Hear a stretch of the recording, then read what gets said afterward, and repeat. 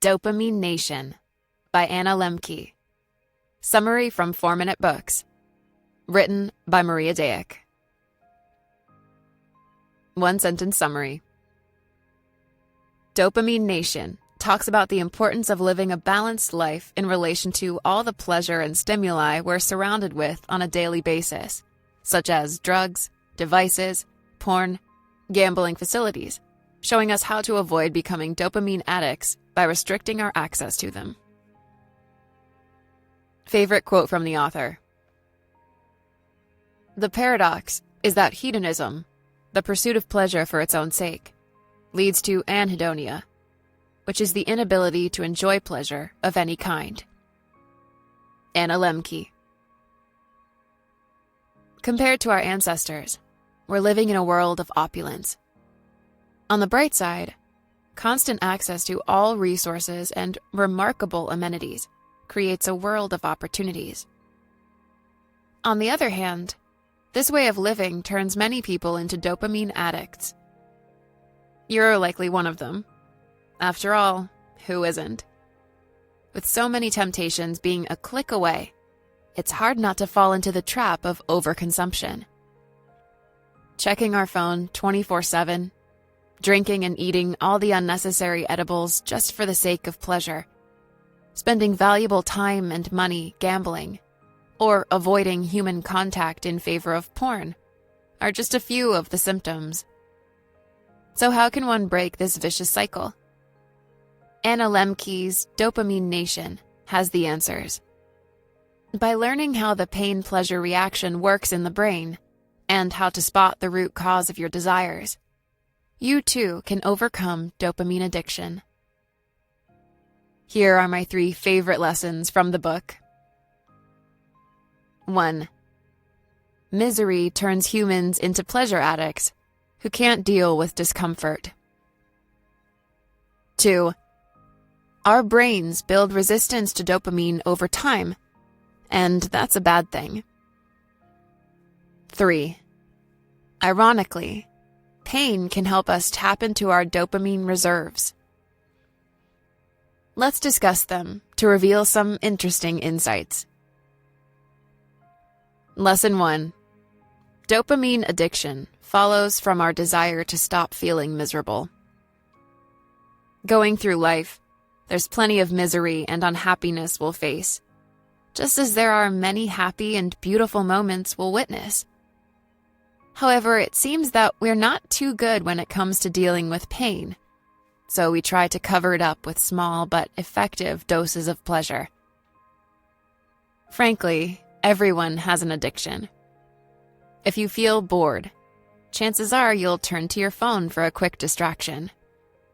When you feel numb or sad, you can always drown that feeling in alcohol or other drugs, just like you can treat anxiety and stress with just a pill. Dopamine is a constantly surrounding temptation, so in order to stop the overindulgence, you'll have to restrict your access to these stimuli. If you're on your way to school or work, try not listening to music or to your podcast for a change. Instead, let your thoughts run free and enjoy the present. If you feel like you're becoming stressed, just deal with the feeling. Listen to your inner voice and try to find what it is that your mind is trying so hard to cover up. Find your source of distress or misery and cure it. If you learn to tolerate slight discomforts and deal with your emotions, instead of tuning out and reaching for the quickest source of dopamine, you'll train your brain to become stronger. To become more independent and emotionally aware, you'll have to go through certain unpleasant moments in life and face them directly. Lesson 2.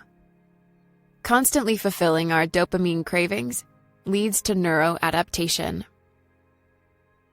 Just like a drug addict, we go back to our sources of dopamine every time we need a new dose of pleasure.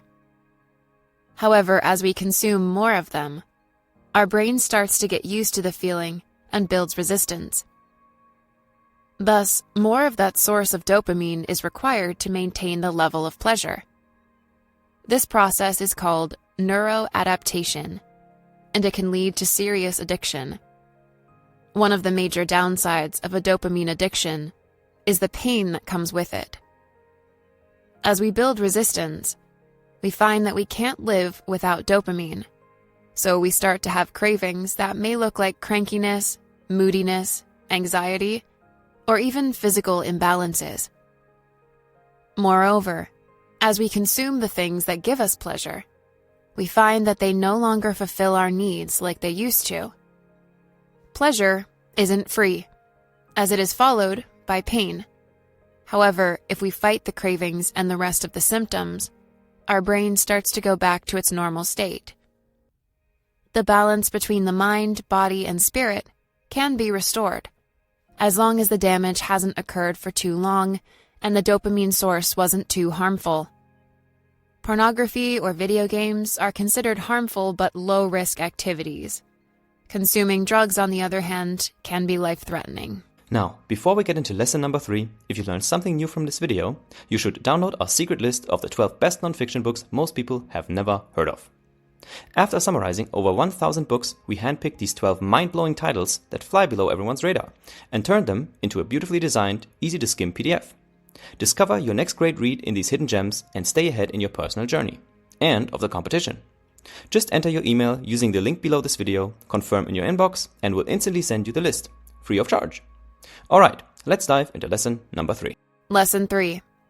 Using pain as a dopamine source can promote our well-being. By now, you already know that pleasure is inevitably followed by pain, and that too much of it can cause high levels of damage to our brain and body.